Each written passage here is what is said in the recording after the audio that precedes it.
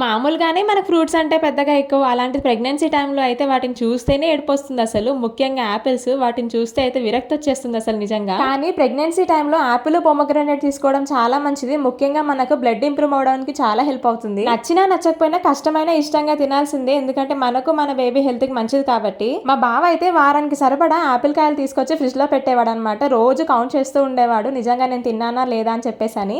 ఒక్కోసారి నేను ఎప్పుడైనా స్కిప్ చేసినప్పుడు మాత్రం ఖచ్చితంగా దొరికిపోయేదాన్ని. ఇంకా ఆ రోజు నాకైతే పెద్ద క్లాసే ఉండేది యాపిల్ పండు తినలేదని. వాళ్ళు చెప్పేది కూడా మన మంచి కోసమే గానీ ఎందుకోనబ్బా అసలు ఆ ప్రెగ్నెన్సీ టైంలో యాపిల్ పండు చూస్తేనే విరక్తి వస్తుంది. అసలు మళ్ళీ జీవితంలో వాటిని తినొద్దు అనిపిస్తుంది. కొన్నిసార్లు అయితే ఇంకా మా బావ బాధ భరించలేక తనతో తిట్లు పడలేక ఇంకా యాపిల్ అయితే స్మూతీ లాగా చేసేసుకొని తాగేసేదాన్ని అనమాట.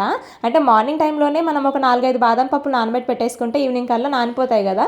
సో 4 to 5 టైంలో అనమాట ఒక మిక్సర్ జార్లో పాలు అలాగే ఒక యాపిల్ అందులో నానబెట్టి పెట్టుకున్న బాదాము 2 డేట్స్ అలా వేసేసి మంచిగా మిక్సీ వేసేసుకొని జ్యూస్ లాగా చేసేసుకొని తాగేసేదాన్ని. అప్పుడు మనం యాపిల్ తిన్నామనే ఫీలింగ్ ఉండదు కదా. సో కళ్ళు మూసుకొని తాగేస్తే అయిపోతుంది అనమాట. అలా ట్రై చేసేదాన్ని నేనైతే. ప్రెగ్నెన్సీ కన్ఫర్మ్ అయిన దగ్గర నుంచి మనకు డెలివరీ టైం వచ్చే వరకు బ్లడ్ ఇంప్రూవ్ చేసుకోవడం అనేది ఖచ్చితంగా మన చేతుల్లోనే ఉంటుంది. మనం తీసుకునే ఫుడ్ మనం మెయింటైన్ చేసే డైట్ వల్లే ఉంటుంది.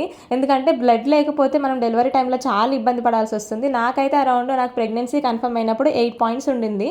డెలివరీ టైం కల్లా 12 పాయింట్స్కి వచ్చిందనమాట. సో అలా ఇంప్రూవ్ చేసుకున్నాను నేను బ్లడ్. మీలో ఎంతమంది ఈ వీడియో కనెక్ట్ అయ్యారో కమెంట్ సెక్షన్లో చెప్పడం మర్చిపోకండి.